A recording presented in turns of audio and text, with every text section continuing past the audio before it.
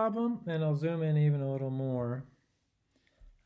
It says use standard reaction enthalpies given below to determine delta H reaction for the following reaction. And the reaction says 2 moles of nitrogen dioxide reacts to form 2 moles of nitrogen monoxide plus 1 mole of oxygen gas. This is what's called Hess's law.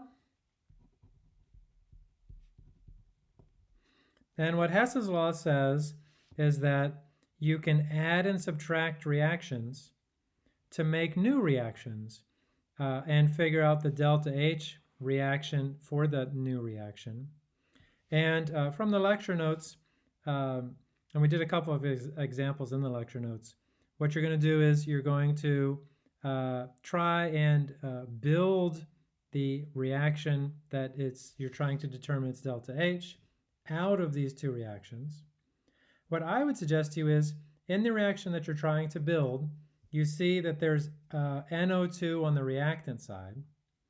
And in one of the reactions that you've got the delta H for, you've got NO2 on the product side. So to make NO2 here look like NO2 in the reaction you're trying to build, you have to do two things. You have to multiply the reaction times 2 and flip it, meaning flip reactants and products. And when you flip a reaction, the sign of delta H changes. So I'm going to start and call this second reaction A. So A reaction needs to be multiplied times 2.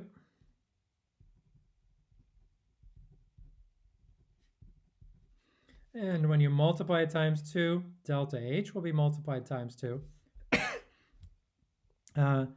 And flipped. Sorry, that's it says flipped. Multiplied times 2 and flipped. When you do that, you're going to end up with 2 NO2 gas. Reacts to form, well, 2 times a half is just 1, plus 2 O2 gas. And delta H reaction for A is going to be times minus 2. The times 2 is because we multiplied the coefficients times 2. And the negative sign is because we flipped reactants and products. So this is going to be times 2, and flipped is going to be the minus sign. So 33 times minus 2 is going to be minus 66 kilojoules per mole. Any questions so far? And again, the whole point is we're trying to turn the reactions down here into the reaction up above. Now, in the what I'll call B reaction, the next one I'm going to work with, I have 2NO, and that's what I want, and it's a product. So I'm going to cross my fingers and hope that if I add this reaction just as it is, and just as it is means times 1. No changes, so no multiplication other than 1, and no flipping. So let's see, I like to line up my arrows when I do this. I have 2NO, and I have O2 and N2.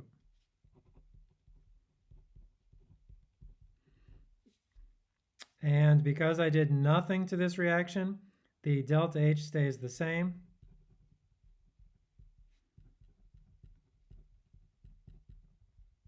(183 kilojoules per mole). So next what I'm going to do is I'm going to add up these two reactions. And when I add them up, so a couple things happen. And again, this is what Hess's law is all about. According to Hess's law, if I see the same thing on both sides, I can cross it out. And I have 1 oxygen here and I have 2 oxygens here, so I can cross out one of them. I'm going to cross out the 2 and leave a 1 and cross out the other oxygen. And for engineers and generally scientists, what we should think of is, first off, Hess's law and thermochemistry was thought of and worked out well before they knew that atoms even existed. And what they're saying here is, when I cross out these two materials, is that from an energy standpoint, the energy of nitrogen as a product and the energy of nitrogen as a reactant will be equal but opposite, since they're on opposite sides of the reaction. So I always think of them as crossing out the energy of the same thing on both sides. And then you write what's left. And if we've done everything correctly, we will end up with the reaction up here. I have 2 nitrogen dioxide as the only thing on the reactant side. I have 2 nitrogen monoxides and 1 oxygen. And when you can add the reactions, you can also add the delta H values. I have minus 66 plus 183. 183 minus 66, and I get 117.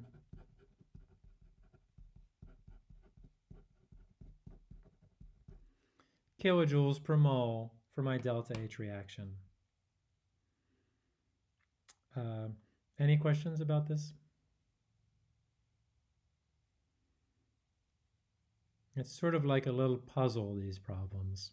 And I guess 1 or 2 other things I'll say about these.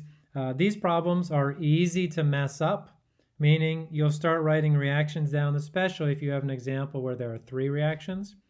And I always, and I do this for a number of my problem types, if I mess up, I will start over, because I have a hard time, even on those combustion analysis problems, if there's a number that's missing or wrong, I look for it. If I can't find it, then I just grab a new piece of paper and start over. And that's particularly true for these. And the other point about these is most of these are pretty simple, meaning that it's multiply times 1 or 2, or sometimes divide by 2. And then sometimes you have to flip a reaction and change its sign. But there's no, not that I can think of, multiply the reaction times 10, at least for Hess's law anyway.